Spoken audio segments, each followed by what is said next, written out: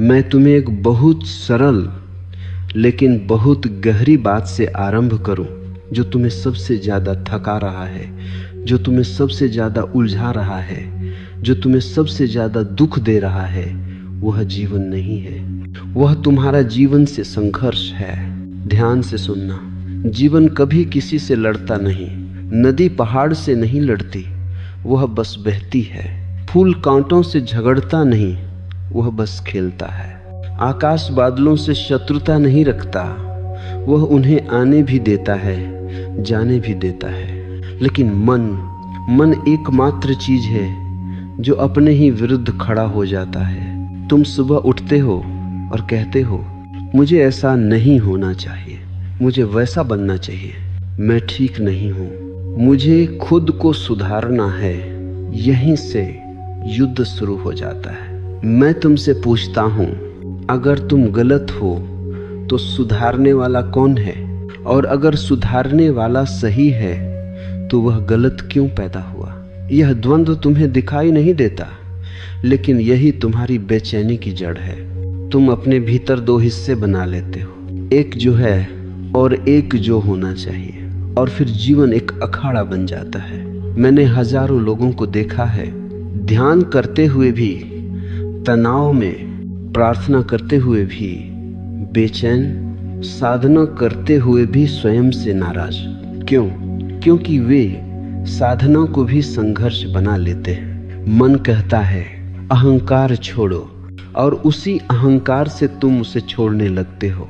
मन कहता है क्रोध मत करो, और क्रोध से ही क्रोध को दबाने लगते हो। ये ऐसा ही है जैसे कोई आदमी अपनी ही छाया से भागे। जितना तेज भागेगा, छाया उतनी ही तेज दौड़ेगी। मैं तुम्हें एक कथा सुनाता हूँ। एक व्यक्ति मेरे पास आया, उसने कहा, मैं बहुत परेशान हूँ, मन शांत नहीं होता। मैंने कहा, मन को शांत करने की कोशिश मत करो। वह चौंक गया। उसने कहा, आप क्या कह रहे हैं? सब तो मन को शांत करने को कहते हैं। मैंने कहा, देखो, मन को शांत करने की कोशिश ही अशांति है। मन स्वभाव से तरंग है, जैसे समुद्र में लहरें उठती हैं। अगर तुम समुद्र से कहो लहर मत उठाओ तो क्या होगा? समुद्र हंसेगा। लेकिन तुम अपने मन से यही अपेक्षा रखते हो। तुम कहते हो डर नहीं होना चाहिए, दुख नहीं होना चाहिए, कमजोरी नहीं होनी चाहिए, और जैसे ही तुम यह कहते हो, तुम स्वयं के विरुद्ध खड़े हो जाते हो।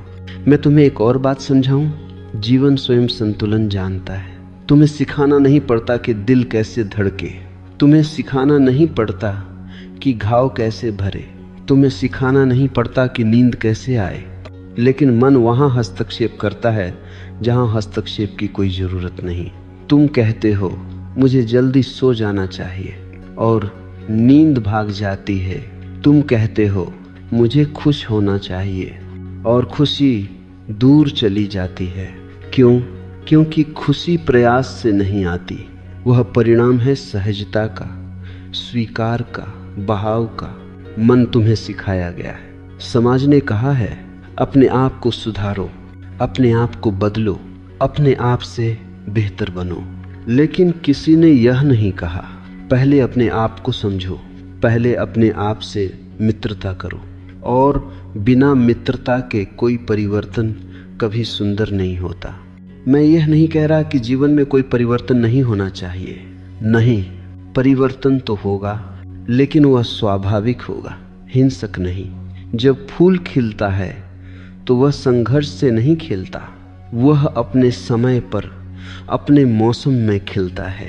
लेकिन तुम अपने भीतर गुलाब को जबरदस्ती कमल बनाना चाहते हो। मैं तुम्हें एक और गहरी बात कहूँ, जिस दिन तुमने अपने खिलाफ जाना बंद किया, उसी दिन से चीजें अपने आप संभलने लगेंगी। यह सुनने में आसान लगता है, लेकिन मन कहता है अगर मैंने प्रयास नहीं किया तो मैं बिगड़ जाऊंगा। यह डर झूठा है।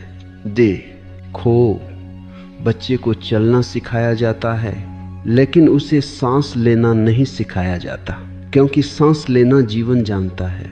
उसी तरह जीवन का संतुलन जीवन जानता है। तुम्हारा काम केवल इतना है बीच में मत आओ।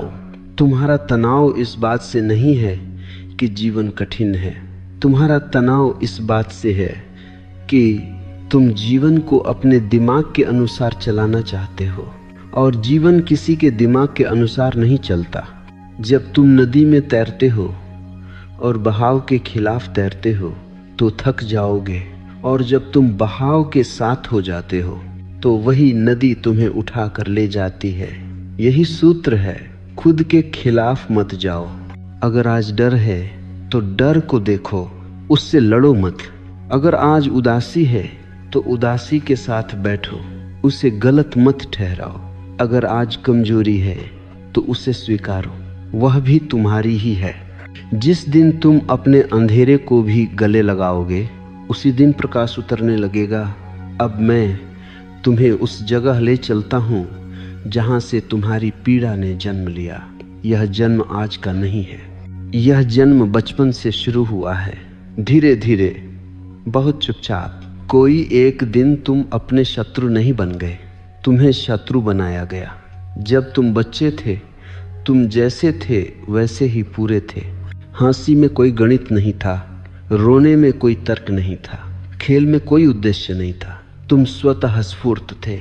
लेकिन फिर समाज आया, माता पिता आए भले इरादों के साथ, शिक्षक आए अच्छे भविष्य के सपनों के साथ, धर्म आए स्वर्ग और मोक्ष के वादों के साथ, और सबने एक ही बात कही, तुम जैसे हो वैसे ठीक नहीं हो। किसी ने कहा तुम ज्यादा बोलते हो, किसी ने कहा तुम बहुत चुप रहते हो, किसी ने कहा डरपोक मत बनो, किसी ने कहा रोना कमजोरी है। और धीरे धीरे तुमने एक नकाब पहन लिया। मैं इसे व्यक्तित्व कहता हूँ, पर्सनालिटी, एक मुखौटा। तुमने देखा जब तुम किसी खास तरह से होते हो तो प्रेम मिलता है, स्वीकृति मिलती है, तालियां मिलती हैं, और जब तुम अपने स्वभाव में होते हो तो डांट मिलती है, तिरस्कार मिलता है, अनदेखा किया जाता है। यहीं से सौदा शुरू हुआ। तुमने कहा अगर मुझे स्वीकार होना है तो मुझे खुद को छोड़ना होगा, और उसी दिन तुम दो हिस्सों में टूट गए। एक हिस्सा जो तुम हो, दूसरा हिस्सा जो तुम्हें होना चाहिए, और दूसरा हिस्सा धीरे धीरे मालिक बन गया। अब जब भी पहला हिस्सा बोलता है दूसरा कहता है चुप रहो, ऐसा नहीं होना चाहिए। जब पहला डरता है दूसरा कहता है कमजोर मत बनो। जब पहला रोता है दूसरा कहता है मर्द रोते नहीं, या आध्यात्मिक लोग दुखी नहीं होते। मैं तुम्हें एक गहरी सच्चाई बताता हूँ, तुम्हारी सारी थकान इसी अंदरूनी संघर्ष से है। तुम बाहर किसी से नहीं लड़ रहे, तुम भीतर खुद से लड़ रहे हो, और यह युद्ध बहुत चालाक है क्योंकि दोनों तरफ तुम ही हो। तुम जीत नहीं सकते। अगर तुम जीतते हो तो भी तुम हारते हो, और अगर तुम हारते हो तो भी तुम हारते हो। इसलिए मन हमेशा हारा हुआ है। मैंने देखा है लोग कहते हैं मैं खुद से नाराज हूँ। मैं पूछता हूँ कौन नाराज है और किससे? वे चुप हो जाते हैं। ये नाराजगी एक बीमारी है, और इस बीमारी को समाज ने अनुशासन कहा है। मैं अनुशासन के खिलाफ नहीं हूँ, मैं हिंसक अनुशासन के खिलाफ हूँ। वह अनुशासन जो तुम्हें तोड़ता है वह साधना नहीं, आत्महत्या है। तुम कहते हो मुझे ऐसा नहीं सोचना चाहिए, और सोच और तेज हो जाती है, क्योंकि जो भी तुम दबाते हो वह अंधेरे में और ताकतवर हो जाता है। मैं तुम्हें एक उदाहरण देता हूँ। किसी कमरे में एक सांप है, तुम आंख बंद कर लो और कहो सांप नहीं है। क्या सांप चला जाएगा? नहीं, वह और खतरनाक हो जाएगा। लेकिन अगर तुम आंख खोलो, देखो, समझो, तो वह ही देखना मुक्ति बन जाता है। तुम अपने भीतर के डर, क्रोध, वासना, ईर्ष्या से आंख बंद किए बैठे हो और ऊपर से संत बनने की कोशिश कर रहे हो। यह सबसे बड़ा पाखंड है। मैं तुमसे कहता हूँ, पहले सचेत बनो, सुधरने की जल्दी मत करो। जिस दिन तुमने अपने भीतर के अंधेरे को देखा, उसी दिन से परिवर्तन शुरू हो गया। और याद रखना, परिवर्तन प्रयास से नहीं, बोध से आता है। सूरज अंधेरे को हटाने की कोशिश नहीं करता, वह बस होता है और अंधेरा अपने आप चला जाता है। तुम्हें भी बस इतना करना है, होना। लेकिन मन कहता है अगर मैं कुछ न करूं तो मैं बिगड़ जाऊंगा। यह मन का सबसे बड़ा झूठ है। तुम बिगड़े नहीं हो, तुम उलझाए गए हो। तुम्हारी प्रकृति ठीक है, तुम्हारी ऊर्जा ठीक है, बस उस पर गलत धारणाओं की परतें जम गई हैं और अब तुम उन्हीं परतों को खुद ही हटाने की कोशिश कर रहे हो हथौड़े से। मैं तुम्हें यह नहीं कह रहा कि तुम गलतियों को सही न करो। मैं कह रहा हूँ पहले ये देखो कि गलती करने वाला भी तुम ही हो, उससे प्रेम करो। जिस दिन तुमने अपने भीतर के बच्चे से हाथ मिलाया, उसी दिन शत्रुता खत्म होनी शुरू हो जाएगी। अब एक बहुत सूक्ष्म बात समझो, ये बात तुम्हारी पूरी दिशा बदल सकती है। तुम जिसे कोशिश कहते हो वही तुम्हारी सबसे बड़ी बाधा बन गई है। मन ने तुम्हें सिखाया है कोशिश करो, मेहनत करो, लड़ो, जीतो। लेकिन मन यह नहीं जानता कि कुछ चीज़ें प्रयास से नहीं होती। प्रेम को तुम मजबूर नहीं कर सकते, नींद को तुम खींच नहीं सकते, शांति को तुम पकड़ नहीं सकते, और फिर भी तुम कोशिश करते रहते हो। मैंने देखा है, लोग कहते हैं मैं बहुत कोशिश कर रहा हूँ फिर भी मन शांत नहीं होता। मैं उनसे कहता हूँ शायद शांत न होने का कारण तुम्हारी कोशिश ही है। यह सुनकर मन नाराज हो जाता है, क्योंकि मन की पूरी पहचान कोशिश से जुड़ी है। मन कहता है अगर मैं कोशिश नहीं करूँगा तो मैं क्या हूँ। यही तो बात है, जब तुम कोशिश छोड़ते हो तभी तुम पहली बार होते हो। संघर्ष हमेशा द्वैत से पैदा होता है। एक लक्ष्य, एक आदर्श एक होना चाहिए, और जहाँ होना चाहिए आया, वहीं जो है का अपमान शुरू हो गया। तुम कहते हो मुझे शांत होना चाहिए, इसका अर्थ हुआ जो मैं अभी हूँ वह गलत है। यह बहुत सूक्ष्म हिंसा है और यह हिंसा भीतर भीतर जहर बन जाती है। मैं तुम्हें एक दृश्य दिखाता हूँ। तुम पानी को मुट्ठी में पकड़ने की कोशिश करते हो, जितना जोर लगाते हो पानी उतना ही फिसल जाता है। लेकिन जब तुम हथेली खोल देते हो तो वही पानी ठहर जाता है। शांति भी ऐसी ही है, खुशी भी, सत्य भी। संघर्ष का मतलब है तुम जीवन पर भरोसा नहीं कर रहे। तुम कह रहे हो अगर मैं नियंत्रण में नहीं रहा तो सब बिगड़ जाएगा। यह अहंकार की सबसे गहरी परत है। अहंकार हमेशा नियंत्रण चाहता है, क्योंकि नियंत्रण में उसे सुरक्षा मिलती है। लेकिन जीवन नियंत्रण से नहीं चलता, जीवन भरोसे से चलता है। मैंने एक बार एक व्यक्ति से कहा आज कुछ मत करो, वह घबरा गया। उसने कहा कुछ न करने से तो मैं खो जाऊंगा। मैंने कहा तुम अभी भी खोए हुए हो, क्योंकि तुम बहुत कुछ कर रहे हो। तुम्हारी सारी साधनाएं, तुम्हारी सारी तकनीकें अगर वे तुम्हें सहज नहीं बना रही तो वे साधनाएं नहीं, वे नए संघर्ष हैं। संघर्ष का एक और रूप है तुलना। तुम कहते हो वह मुझसे बेहतर है, वह ज़्यादा शांत है, वह ज़्यादा सफल है। तुलना का मतलब है तुम अपने अस्तित्व को किसी और के पैमाने से नाप रहे हो, और यह अपमान का सबसे गहरा रूप है। कोई दो पेड़ एक जैसे नहीं होते, कोई दो आत्माएं एक जैसी नहीं होती। लेकिन तुम कहते हो मुझे उसके जैसा बनना है, और यहीं से संघर्ष पैदा होता है। मैं तुम्हें एक रहस्य बताता हूँ। संघर्ष कभी रूपांतरण नहीं लाता, वह सिर्फ दमन लाता है। तुम क्रोध को दबाते हो, वह मुस्कान बनकर निकलता है। तुम वासना को दबाते हो, वह चालाकी बनकर निकलती है।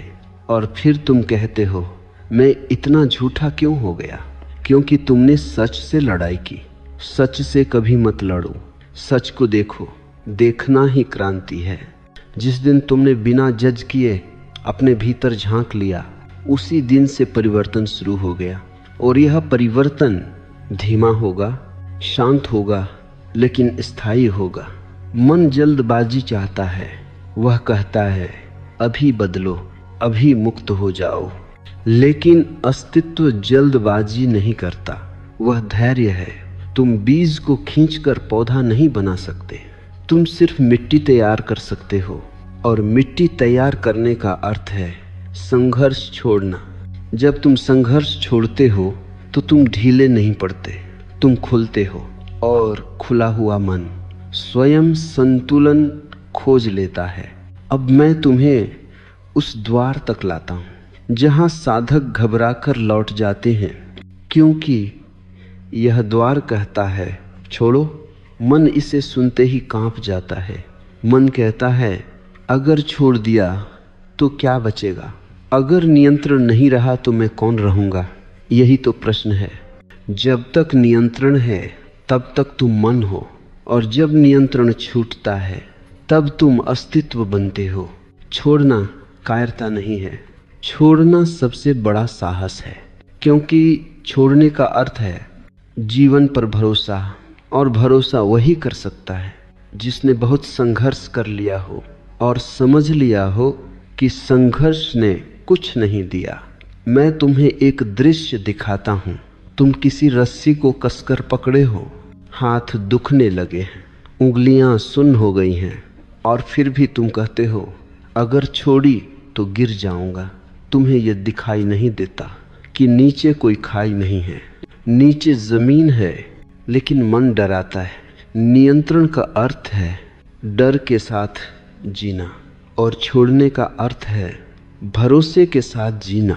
मन ने तुम्हें सिखाया है सब कुछ संभाल कर रखो, सब कुछ योजना में रखो, हर चीज पर पकड़ रखो, लेकिन जीवन योजना से नहीं चलता। जीवन प्रवाह है। नदी कभी नहीं पूछती आगे मोड़ आएगा या नहीं, वह बस बहती है। लेकिन तुम हर मोड़ से पहले नक्शा निकाल लेते हो और फिर भी खो जाते हो। क्यों? क्योंकि नक्शा अतीत का होत है और जीवन वर्तमान में बहता है। छोड़ने की कला का पहला सूत्र है जो है उसे होने दो। मतलब ये नहीं कि तुम निष्क्रिय हो जाओ, मतलब यह कि तुम हस्तक्षेप बंद कर दो। अगर आज मन दुखी है तो दुख को रहने दो, उसे बदलने की जल्दी मत करो। मैं जानता हूँ मन कहता है अगर मैंने दुख को रहने दिया तो मैं दुखी ही रह जाऊंगा। यह डर गलत है। दुख स्थायी नहीं होता, दुख को स्थायी बनाता है तुम्हारा विरोध। जो भी तुम विरोध करते हो वह टिक जाता है, जो भी तुम स्वीकार करते हो वह बह जाता है। मैंने लोगों को देखा है जो क्रोध से लड़ते लड़ते पूरी उम्र क्रोधी रह जाते हैं, और मैंने ऐसे भी देखे हैं जो कहते हैं आज क्रोध है तो ठीक है, और क्रोध थककर अपने आप चला जाता है। छोड़ना मतलब है अपने आप को दोष देना बंद करना। तुम कहते हो मैं ऐसा क्यों हूँ, मैं ऐसा क्यों सोचता हूँ, मैं इतना कमज़ोर क्यों हूँ। यह प्रश्न नहीं है, ये कोड़े हैं जो तुम अपने ऊपर बरसाते हो। जिस दिन तुमने अपने आप से कहना शुरू किया अभी जो हूँ ठीक हूँ, उसी दिन उपचार शुरू हो जाता है। छोड़ने की कला का दूसरा सूत्र है अपेक्षाएं छोड़ो। तुम ध्यान करते हो और अपेक्षा करते हो आज शांति मिलेगी, और जब शांति नहीं मिलती तो निराशा मिलती है। अपेक्षा ही निराशा का बीज है। जब तुम बिना अपेक्षा के बैठते हो तो जो भी आता है उसी में संतोष होता है।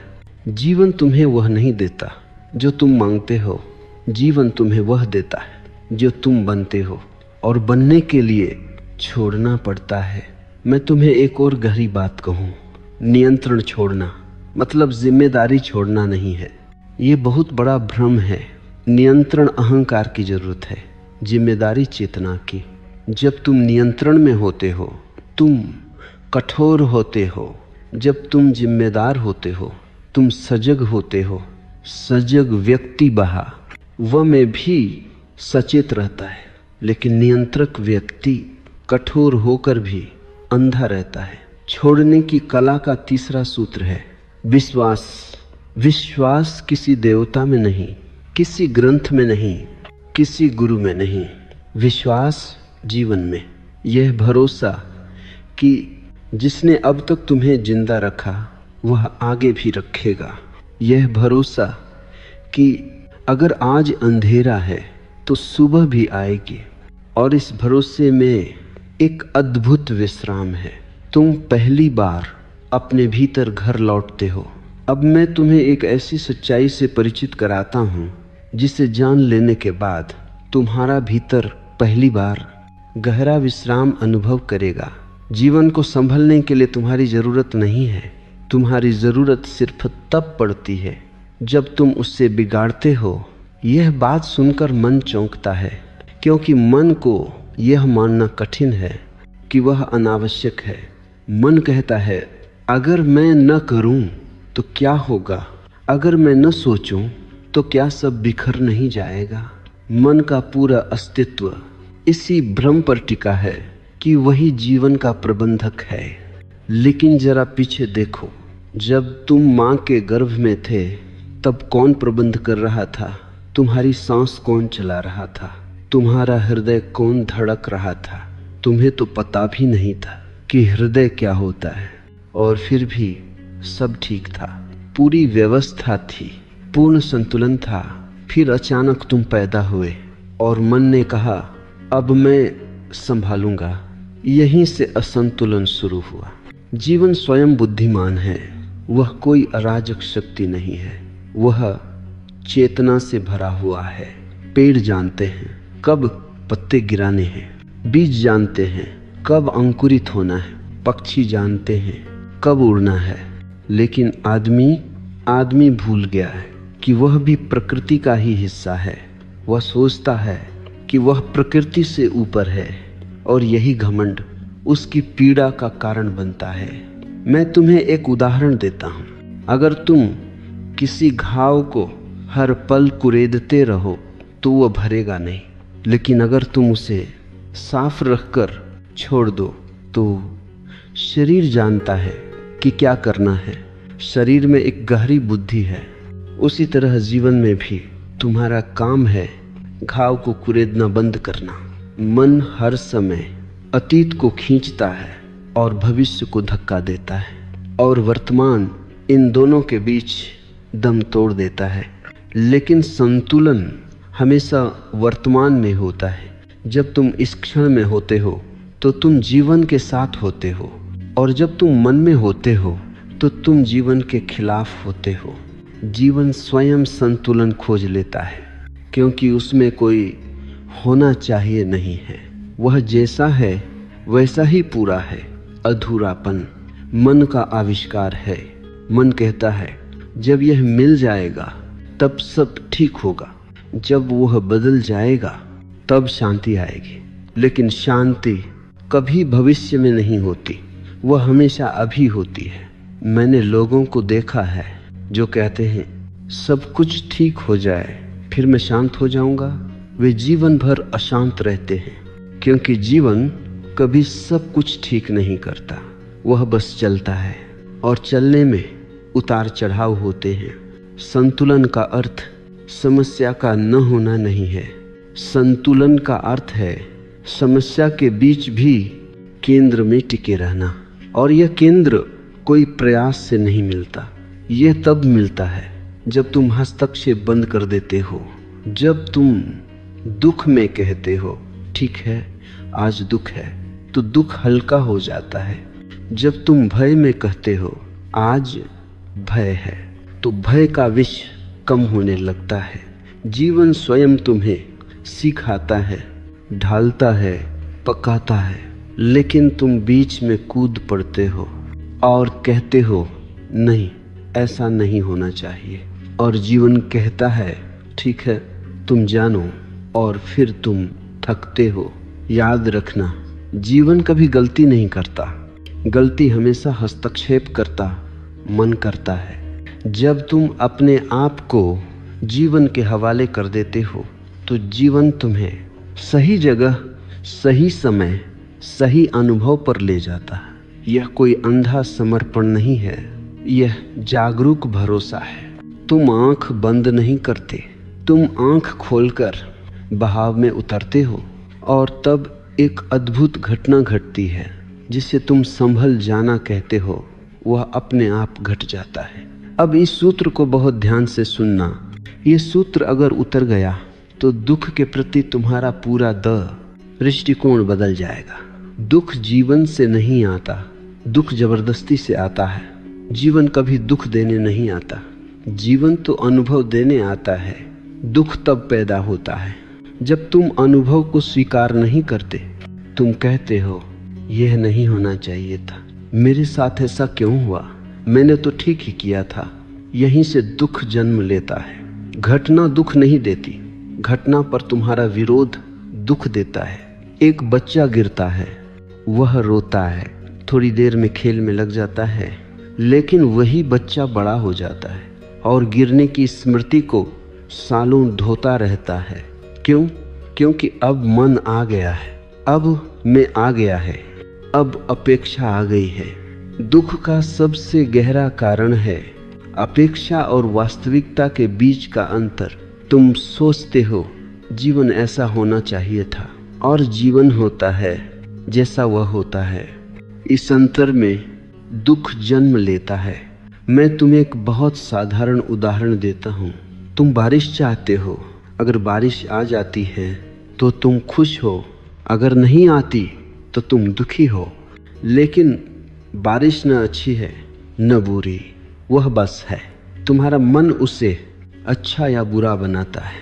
अब समझो जबरदस्ती को। तुम भीतर दुख महसूस कर रहे हो और ऊपर से कहते हो मैं ठीक हूँ। ये जबरदस्ती है। तुम भीतर डर महसूस कर रहे हो और ऊपर से कहते हो मुझे डर नहीं लगता। ये जबरदस्ती है और हर जबरदस्ती भीतर एक गांठ बना देती है। यह गांठें धीरे धीरे बीमारी बन जाती हैं। मैं यह नहीं कह रहा कि तुम दुख में डूबे रहो, मैं कह रहा हूँ दुख को होने दो। दुख एक लहर है, वह आती है, रुकती है और चली जाती है, लेकिन तुम उसे रोकने की कोशिश करते हो और वही रोकना दुख को स्थायी बना देता है।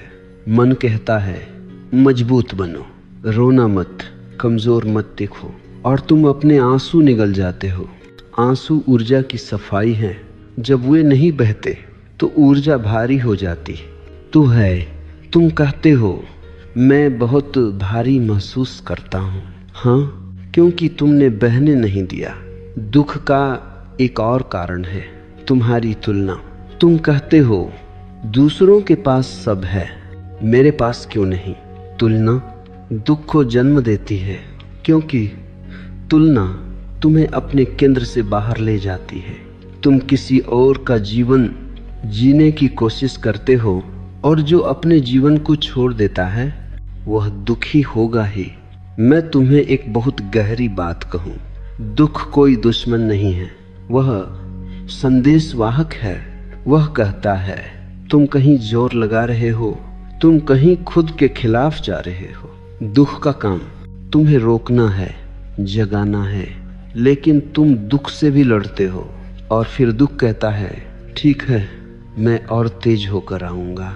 जिस दिन तुम दुख के सामने बैठ गए, उसे देखा, उससे भागे नहीं, उसी दिन दुख अपना काम पूरा कर लेता है और फिर वह चला जाता है। सहजता का अर्थ है जो है उसे होने देना। इसका अर्थ यह नहीं कि तुम जीवन से भाग जाओ, इसका अर्थ है कि तुम जीवन के साथ हो जाओ। जब तुम दुख में अपने आप से कहते हो ठीक है आज दुख है, तो भीतर एक शांति उतरने लगती है। यह विरोध का अंत है, और जहाँ विरोध समाप्त होता है वहीं दुख का अंत शुरू होता है। अब मैं तुम्हें उस जीवन से परिचित कराता हूँ जिसे जीने के बाद तुम कहोगे मैं अब तक जीवन के खिलाफ तैर रहा था। बहाव में जीना कोई तकनीक नहीं है, कोई अभ्यास नहीं है, यह एक दृष्टि है। जब तुम बहाव में होते हो तो तुम जीवन से प्रश्न नहीं पूछते, तुम जीवन को आदेश नहीं देते। तुम जीवन के साथ नृत्य करते हो, लेकिन मन नाचना नहीं जानता। मन सिर्फ नियंत्रण जानता है। मन कहता है अगर मैं बहाव में बह गया तो मैं गुम हो जाऊंगा। यह डर स्वाभाविक है, क्योंकि बहाव में अहंकार डूब जाता है और अहंकार मरने से बहुत डरता है। बहाव का अर्थ है इस क्षण के प्रति पूर्ण उपलब्धता। जब भूख लगे तो खाना, जब नींद आए तो सोना, जब प्रेम जागे तो बहना। लेकिन तुम हर चीज को सोच में ले आते हो। तुम खाते हो और कैलोरी गिनते हो, तुम सोते हो और समय देखते हो, तुम प्रेम करते हो और भविष्य सोचते हो। यही तो बहाव की हत्या है। मैं तुम्हें एक दृश्य दिखाता हूँ। कोई संगीतकार तब सबसे सुंदर बजाता है जब वह भूल जाता है कि वह बजा रहा है। नर्तक तब सबसे सुंदर नाचता है जब वह भूल जाता है कि लोग देख रहे हैं। और साधक तब मुक्त होता है जब वह भूल जाता है कि वह साधना कर रहा है। यह भूल अज्ञान नहीं है, यह पूर्ण तल्लीनता है। बहाव में जीने का पहला सूत्र है उपस्थिति। तुम जहां हो पूरे हो। अगर चल रहे हो तो सिर्फ चलो, अगर सुन रहे हो तो सिर्फ सुनो। मन कहेगा यह बहुत साधारण है। हाँ, सत्य हमेशा साधारण होता है। जटिलता मन की बीमारी है। बहाव में जीने का दूसरा सूत्र है अपरिग्रह। मतलब कुछ पकड़कर मत रखो, न अनुभव, न व्यक्ति, न स्थिति।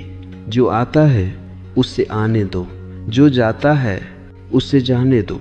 तुम कहते हो मैं इसे खोना नहीं चाहता, और वही पकड़ दुख बन जाती है। जो तुम पकड़ते हो वह सड़ता है, जो बहता है वह ताजा रहता है।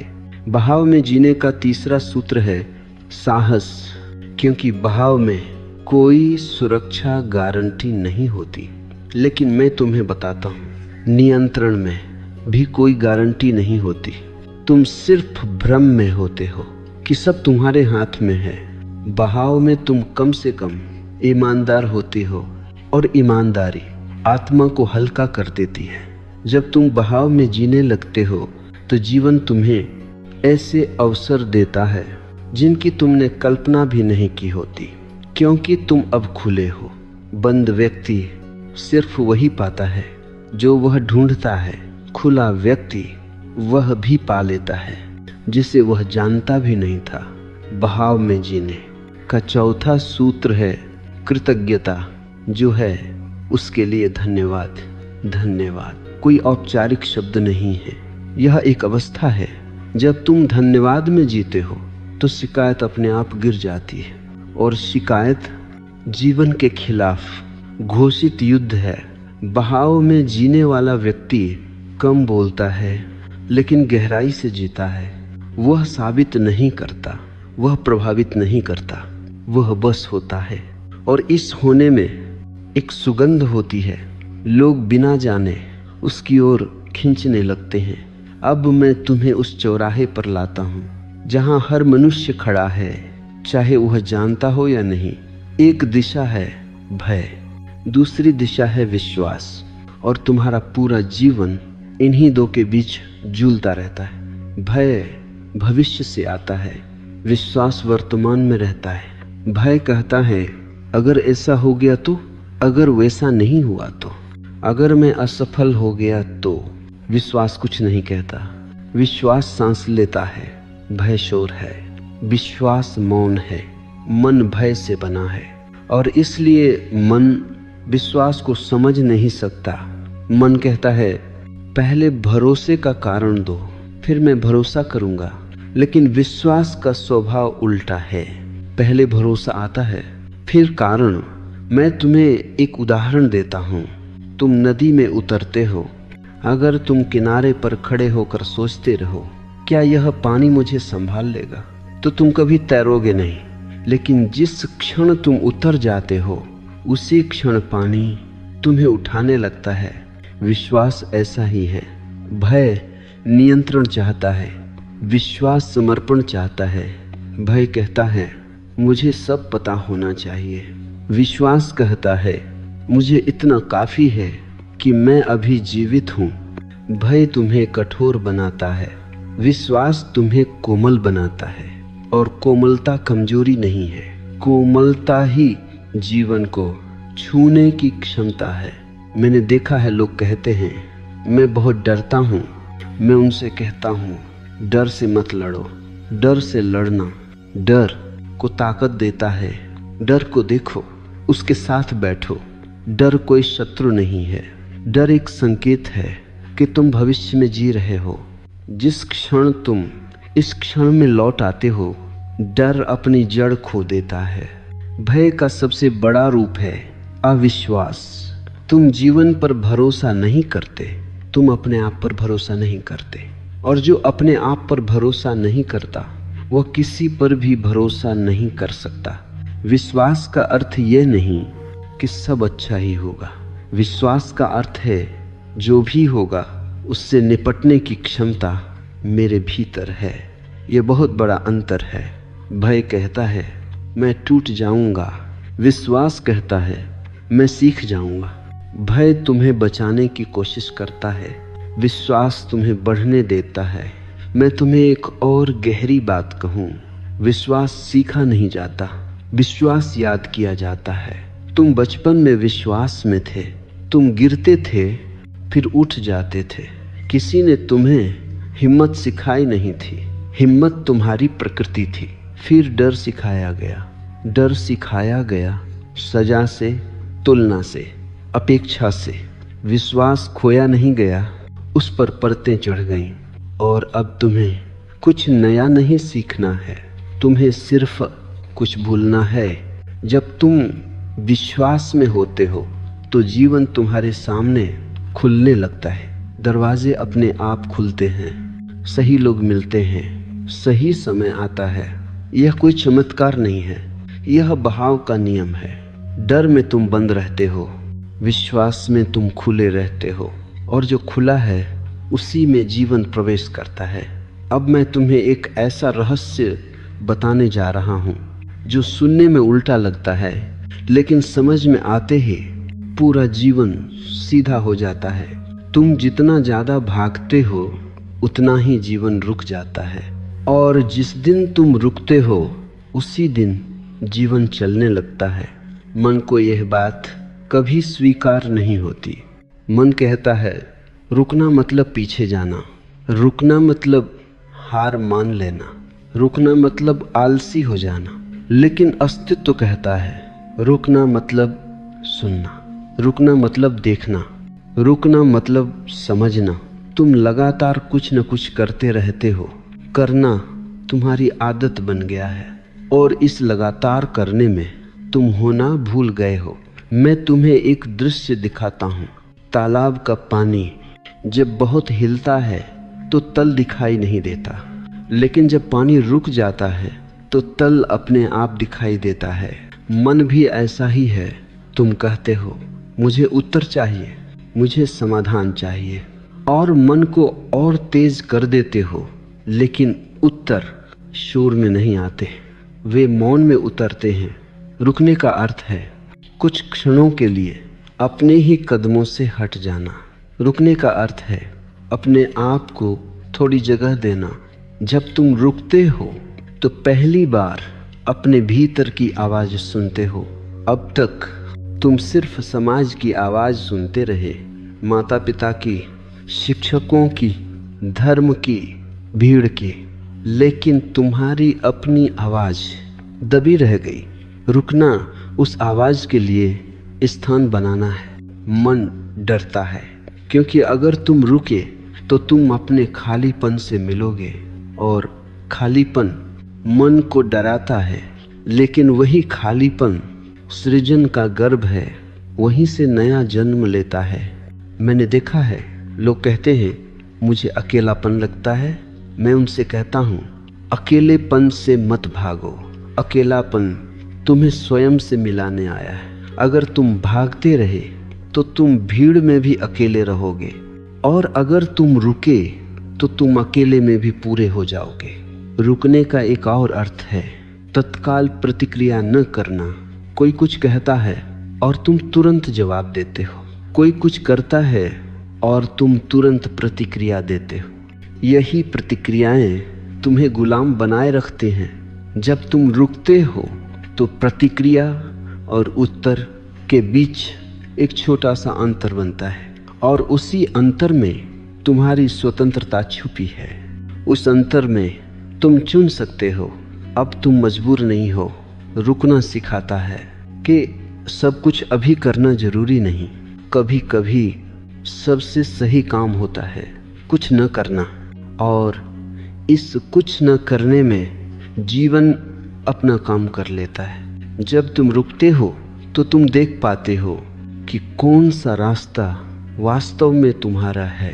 भागते हुए सब रास्ते एक जैसे लगते हैं, रुक कर देखने पर सत्य साफ हो जाता है। अब हम उस बिंदु पर आ गए जहाँ शब्द लगभग आवश्यक हो जाते, लेकिन मैं फिर भी बोल रहा हूँ ताकि तुम्हें उस मौन तक पहुँचा सकूं जहाँ से बोलना अपने आप गिर जाता है। इस अंतिम द्वार का नाम है समर्पण। समर्पण को लोग गलत समझते हैं। वे सोचते हैं समर्पण मतलब हार, समर्पण मतलब कमजोरी, समर्पण मतलब किसी और के आगे झुक जाना। नहीं, समर्पण का अर्थ है जीवन के आगे झुक जाना, और जीवन के आगे झुकना सबसे बड़ा साहस है, क्योंकि अहंकार किसी के आगे नहीं झुकता। अहंकार सिर्फ टकराता है, और अब तक तुम्हारा जीवन टकराव में बीता है। समर्पण का अर्थ यह नहीं कि तुम कुछ नहीं करोगे। समर्पण का अर्थ है अब तुम विरोध में नहीं करोगे, तुम बहोगे, तुम सुनोगे, तुम उत्तर दोगे, प्रतिक्रिया नहीं। समर्पण का पहला अनुभव बहुत अजीब लगता है। मन कहता है मैं खो रहा हूँ, लेकिन जो खोता है वह मन है, और जो मिलता है वह तुम हो। तुम अब तक मन को मैं समझते रहे, इसलिए समर्पण मृत्यु जैसा लगता है, लेकिन यह मृत्यु नहीं है, यह पुनर्जन्म है। जिस दिन तुमने कहा जो है ठीक है, उसी दिन भीतर एक गहरी शांति उतरती है। यह शांति उपलब्धि से नहीं आती, यह शांति स्वीकृति से आती है। समर्पण का अर्थ है अब तुम जीवन को ठीक करने की कोशिश नहीं कर रहे, तुम जीवन को समझने लगे हो, और जीवन जिसे समझ लिया गया वह कभी बोझ नहीं रहता। मैं तुम्हें एक अंतिम दृष्टांत देता हूँ। एक यात्री बहुत भारी बोझ उठाए चल रहा था। एक दिन वह थक गया और बोझ रखकर पेड़ के नीचे बैठ गया। पहली बार उसने आकाश देखा, पहली बार उसने हवा महसूस की, पहली बार उसने सांस ली। बोझ कहाँ था? उसी के कंधे पर, लेकिन अब वह उठा नहीं रहा था। जीवन भी ऐसा ही है, जीवन बदलता नहीं, तुम्हारा उठाना बदलता है। समर्पण का अर्थ है अब तुम बोझ नहीं उठा रहे, तुम उसे जमीन पर रखने की कला सीख गए हो। और तब एक अद्भुत बात घटती है जी, न बातों को तुम सालों से सुलझाने की कोशिश कर रहे थे, वे अपने आप सुलझने लगती हैं। रिश्ते नरम हो जाते हैं, निर्णय स्पष्ट होने लगते हैं, डर अपनी धार खो देता है, क्योंकि अब तुम लड़ नहीं रहे। याद रखना, जीवन तुम्हारा शत्रु नहीं है, जीवन तुम्हारा घर है, और घर में युद्ध नहीं किए जाते, घर में विश्राम किया जाता है। तुम पूछोगे तो अब मैं क्या करूं? मैं कहता हूं अब कुछ मत करो, बस इतना याद रखो, जब मन कहे लड़ो तो रुको, जब मन कहे नियंत्रण करो तो सांस लो, जब मन कहे मैं ठीक नहीं हूँ तो मुस्कुराओ, और धीरे धीरे तुम देखोगे सब कुछ अपने आप अपनी जगह आने लगा है, बिना जोर लगाए, बिना घबराए। बिना टूटे। यही जीवन का सत्य है, यही विश्राम है, यही मुक्ति है। सब कुछ अपने आप संभल जाएगा। बस खुद के खिलाफ मत जाओ, यही मैं रुकता हूं, क्योंकि अब आगे तुम्हें स्वयं चलना है। लेकिन पहली बार बिना संघर्ष के